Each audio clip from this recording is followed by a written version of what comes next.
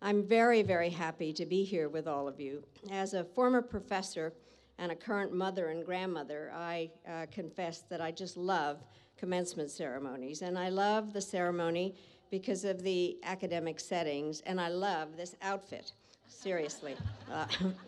And although I love to daydream during commencement speeches, I want to begin by thanking you for this invitation and for the honorary degree, which I will always treasure.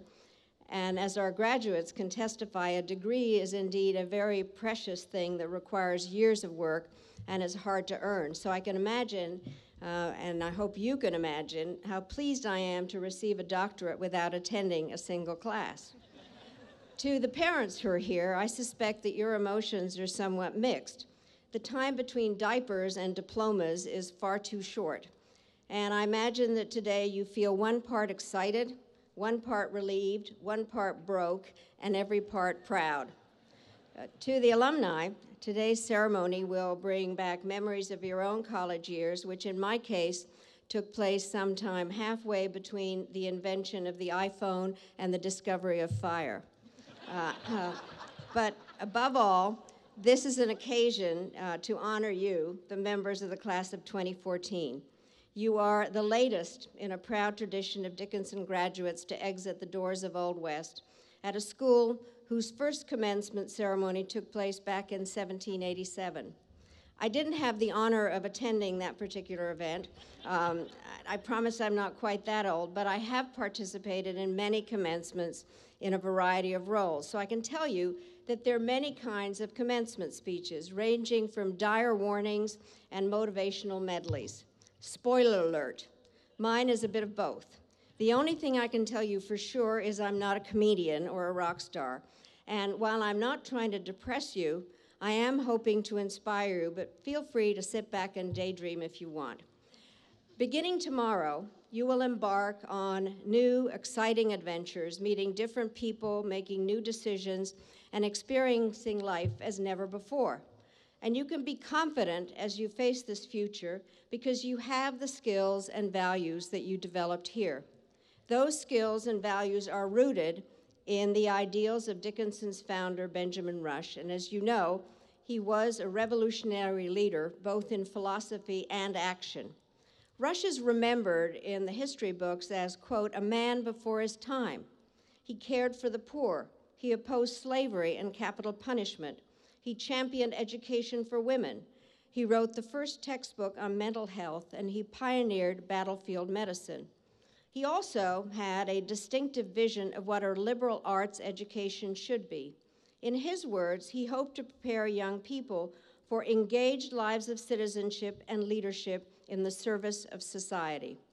He firmly believed that such an educated citizenry was vital for our young democracy to flourish. And I believe that vision is more important and relevant than ever as your generation enters the world.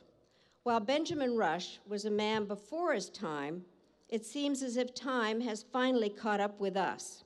Today, instead of harnessing the winds of change, it often seems those winds of change are driving us. Our leaders are groping and grasping for ways to secure prosperity, progress, and peace. In a world that is spinning so rapidly, we're struggling to keep our footing. So we need smart, capable young people such as you to get things back on track, to help us make the most of the new reality we inhabit. Which is another way of saying, class of 2014, you have an awful lot of important work to do. It starts with coming to grips with the transformation underway and the forces that are shaping it. These forces, which I like to call megatrends, will affect the future profoundly. And while it's fair to say that there have always been megatrends with which policymakers have to deal, what I think makes this period especially complicated is that these megatrends have created their own contradictions. Sir Isaac Newton's third law of motion applies not only to physics, but to foreign policy as well. For every action, there's an equal and opposite reaction. The first trend is often called globalization. In 25 years since the fall of the Berlin Wall, we're interdependent as never before. Barriers are giving way to a web of interconnection. Everything affects everyone, whether we want it to or not. This reality can be a force multiplier, as we've seen in the world's response to disasters, from hurricanes to accidents at sea. But it also means that trouble can spread far beyond the original source, be it a financial crisis, a civil conflict, or an outbreak of deadly disease. The recent resurgence of polio is a troubling illustration of that lesson. It has spread from Pakistan to Afghanistan, from Syria to Iraq, and its reach grows greater every day. The unfortunate paradox is that we have the medical and technical capabilities to solve this problem, but it's now a matter of geopolitics. Part of the reason the disease remains endemic in Pakistan is that militant leaders there believe that delivery of the polio vaccine is, at best, a mere cover for spies, and at worst, a Western plot to sterilize Muslim children. Maybe some of the grandparents in this audience can recall with me the terror that overtook all of us every summer during our childhood as polio spread from one community to the next. Many more of you will remember the world's relief when we thought we'd defeated it 2 decades ago, but now this terrible disease has resurrected itself halfway across the world. The singular bright spot lies in researchers' efforts to develop an array of 21st century tools to combat other ancient illnesses. These include smartphone accessories that double as microscopes, and the ability to track the spread of communicable diseases by aggregating data from mobile phones and social networks. Those are just a few examples of how new technology has fundamentally altered everyday operations. And there are hundreds more to choose from, and that's why the meteoric rise of technology is the second megatrend reshaping our world. For instance, it wasn't so long ago that conducting research meant scrolling through spools of microfiche. And for those who don't know what microfiche is, ask your parents or Wikipedia. Today, we can explore entire libraries of data with the touch of a finger on a screen, and we can watch distant events as they unfold in real time using devices that fit into your pockets. In many ways, this unfettered access to information has been wonderful for people around the world. We're connected as never before. But technology has also revealed the gulf between information and wisdom. And here is where the negative aspects of technology come into play. The fact that we're flooded with information doesn't mean that we're better informed. To cope with the onslaught, it's tempting to cherry pick and customize the sources that we follow. But too often, that means we're consuming information that confirms what we already believe. Instead of a broadening of the dialogue and discussion, we risk narrowing and hardening of worldviews to the point where the compromises necessary for progress become impossible, which is why when I drive in Washington, I actually listen to right-wing radio. I warn everybody to stay away from me at that point, since I'm accident-prone. The changes in information and others are having a significant impact on governance and have drastically altered the world you are poised to enter as young professionals. I wish that I could tell you that the next step you will take will be an easy one, and I wish I could tell you that the world was at peace, and I wish that the future held the promise of stability and serenity and harmony for us all.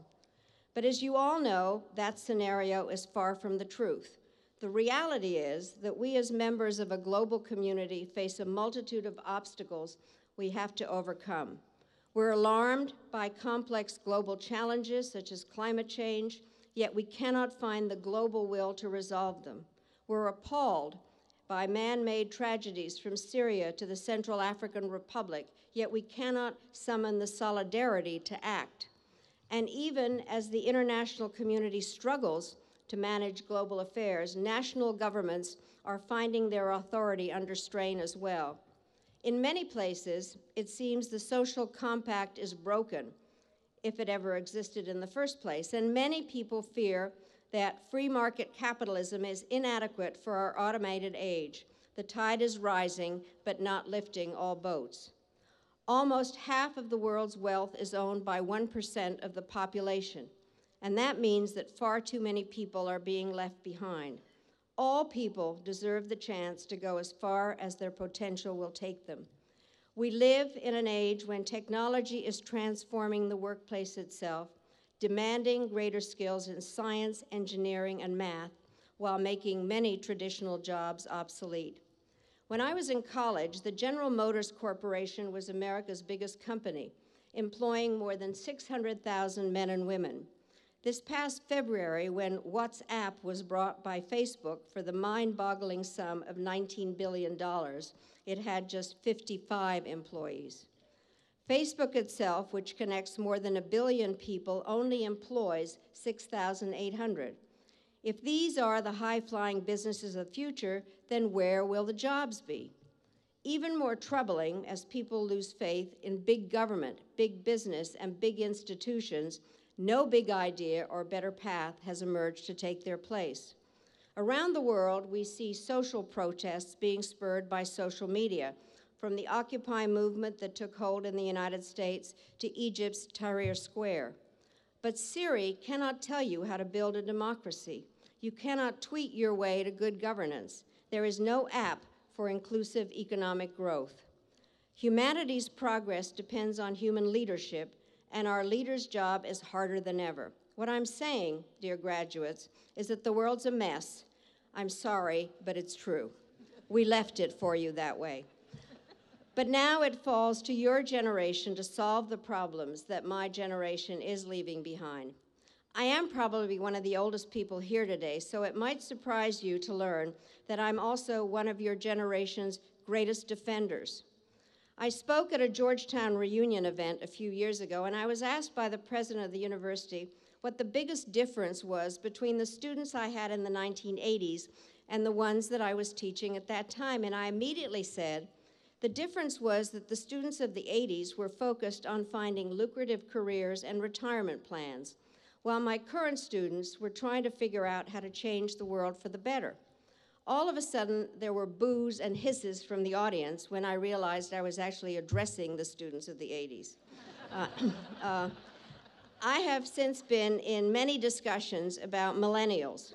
When older people get together, they often say that you all are not that interested in policy or politics or public service, that you're disillusioned with the state of affairs today. Maybe it's because I teach, but I must say that I vehemently disagree with that characterization of your generation. In fact, I think you do care very, very much. I think you simply are not impressed with what happens in politics these days. And given that Congress's approval rating is at an all-time low, it appears no one else is either. The fact of the matter is that the system and institutions that worked for your parents and my generation are clearly broken. Thanks in part to the transformative powers of technology and globalization, the entire world is undergoing a serious growth spurt. Unfortunately, your generation will bear the brunt of those growing pains as you face a pack of problems across the world and bleak prospects for jobs here. Now, I don't mean to place the weight of the world on your shoulders, for that will always be your parents' job. But I'm challenging you to draw on the tremendous education you've received at Dickinson College to help find innovative solutions to the challenges of our time. And I believe that you are not only capable of doing so, but also that no prior generation has been as well equipped to deal with those problems as your own. For at Dickinson, you have embraced the interdisciplinary, seeking out the connections among diverse subjects, joining them to greater effect. You not only have a terrific education, but many of you have paid forward by volunteering in your communities. You not only know how to speak and write in English, but also many of you speak other languages and have lived abroad. You not only intuitively understand how to navigate the internet, but also how to employ social media to marshal others to your cause. These habits will serve you well as you help reimagine new ways of working beyond the traditional silos and channels that limit us today. After all, so many of the challenges we face are inherently multidimensional. Equipping children to succeed is about much more than fixing schools. Ensuring we can feed a hungry world is about much more than better seeds. Improving maternal health in developing countries is about much more than prenatal care. Complex challenges demand critical thinkers trained to see and reach beyond the lines. You can help devise multifaceted solutions and make those solutions real. Likewise, Dickinson has taught you to get to know the world around you, a world whose variety is captured on the international street signs not far from where we meet. Your campus itself has been home to students and faculty from 48 countries. An impressive majority of Dickinsonians spend part of your studies abroad. I've noticed all the patches you have on. So you know from experience, whether gleaned in Cameroon or over coffee with friends in the quarry, that no one nation, tradition, or group has a monopoly on wisdom. You know we have much to learn from one another, and you know we all have much to share. You're already part of an international network that expands beyond the digital bounds of Facebook, and you can help us forge a new era of collaboration that extends to every continent. Dickinson also has nurtured in you a sense of civic duty. And I know many of you are going on from here to serve in various ways, from wearing our nation's uniform, to joining Teach for America, to volunteering with the Peace Corps, to City Year. And I'm confident all of you will find ways to give back over the course of your careers. Because for all the hype about millennials being an entitled me generation, in fact, yours is a generation determined to make a difference and to use the new tools and technologies at your disposal to lift other people's lives. So even through the challenges and even all the things that we have put on your shoulders, when I look at you, I feel hopeful. And I see in you the optimistic, forward-looking spirit that has distinguished Dickinsonians from the start. Let me close with the words of one of Benjamin Rush's contemporaries, Abigail Adams. In the midst of our nation's hard-fought war for independence, she wrote a letter to her son, John Quincy. As she said, and I quote, "These are times in which a genius would wish to live, for as she explained, great necessities call out great virtues and forge great characters." Benjamin Rush and Abigail Adams were men and women ahead of their time. Now, this time is yours. Your time to define, your time to make a difference, your time to make history. And I hope that you will go forward with confidence, despite the burdens handed down to you by others, that you will employ your talents to keep pace with technology while remembering that there is no technological answer to the questions that matter most, that you will take pride in who you are, but leave room for the pride of others, and that by your actions you will each add luster to Dickinson's name and to your own. Congratulations again, and thank you for letting me be a part of the class of 2014. Thank you so much.